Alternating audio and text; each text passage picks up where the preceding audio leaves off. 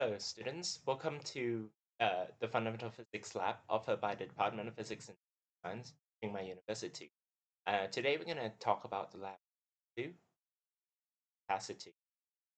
So first of all, I need to describe what is the specific heat capacity. As you have learned from the lecture, the specific heat capacity, or specific heat for short, is the heat capacity per gram of a material. So this is a very intrinsic property of material. So if you pick a material, it would have a constant. And from so let's say you throw a really hot piece of copper into the water, and then you measure the temperature. Then this piece of metal at high temperature is going to hold thermal energy, and the thermal energy is going to exchange from the material which has higher temperature to the lower one.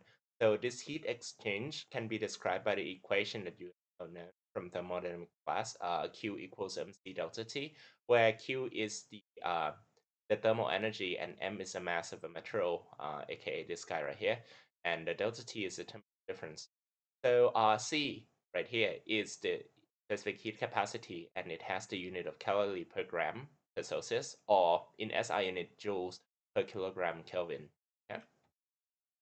So in our experimental setup, as I mentioned earlier, we're gonna start with the water being pretty cool, and then you're gonna drop a hot piece of metal into it and see how the temperature is.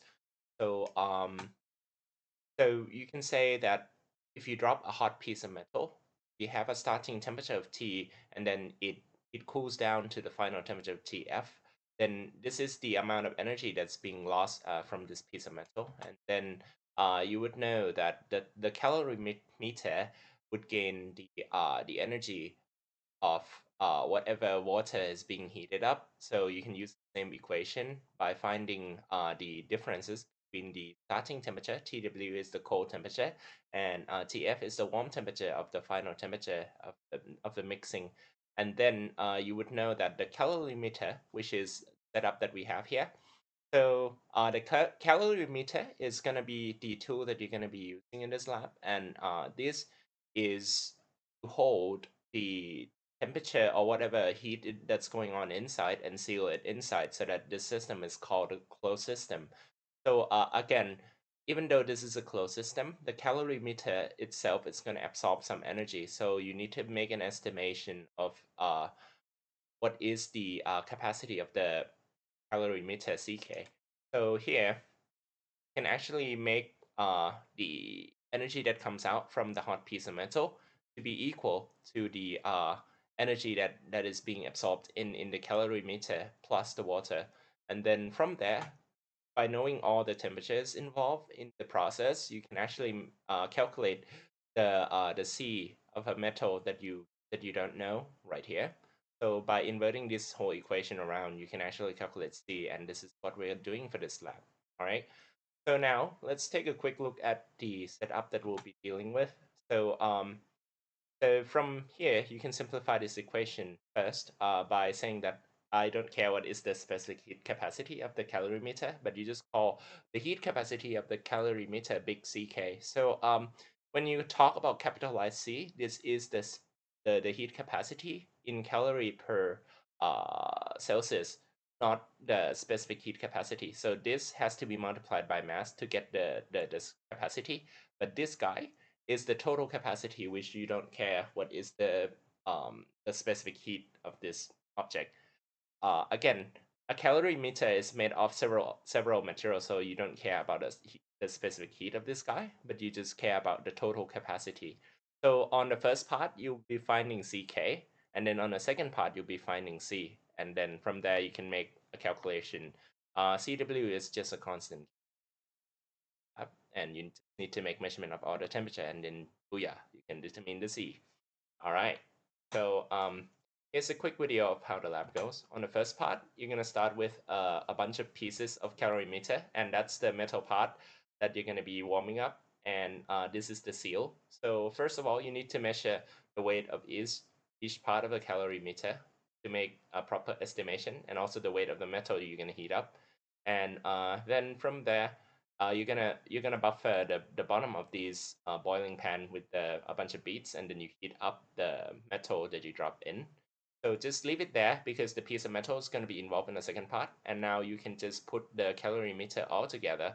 So once you put the calorimeter all together, you're going to be measuring the temperature of the calorimeter before it's mixed with hot water to determine the CK.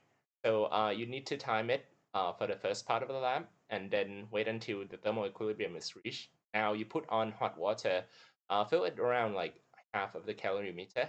So be sure to measure the weight of the hot water that you drop in. Then you drop the hot water in, then stir it around and wait until the thermal equilibrium is reached.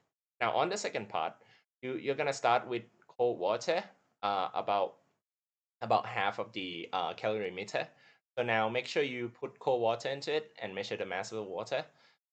You can stir the water and then make sure that the thermal equilibrium is reached. And now you need to measure the water, the boiling water temperature. Now you pick up the piece of metal. So the piece of metal there is going to have the same temperature as this guy. So the temperature you measured earlier is going to be the hot temperature. And now you stir and then measure the temperature on each time step. And from there, you can actually have the thermal equilibrium of the hot metal that you just drop in with the water as I described in this earlier. All right, so first part, you need to find CK, the heat capacity, not specific heat, as I mentioned earlier, of the calorimeter. So now on the first part, you start with the empty calorimeter and then you drop water into it. So you read the temperature as you fill the hot water into the calorimeter. So on this part, you won't have the metal piece in it, and then again you put in hot water and then the hot water is going to cool down, so you're going to need to um, heat you're going to need to calculate the heat that's leaving the water and the heat that goes into the calorimeter. So by doing that you can say that mc delta t from the water that you put in is going to be ck delta t of the calorimeter. So please keep in mind that Tk prime right here is going to be the initial temperature of the calorimeter, and then Tf prime is going to be the final temperature that you measure on the first part. And also on the first part, the T prime W is going to be the temperature of the hot water that you drop in, and then T prime F is going to be the final temperature, which is the same as this guy. So this guy loses energy, this guy gain energy, right?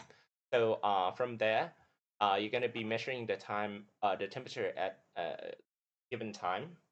So over time, at the beginning, you don't put in any water, so the whole setup is going to be cold. And then as you put in water, the temperature is going to shoot up, drop down from cooling. All right. So to determine the final temperature, you're going to need this so-called estimation that you've done from earlier labs. So what you need to do is you need to draw a vertical line here that cuts off this graph.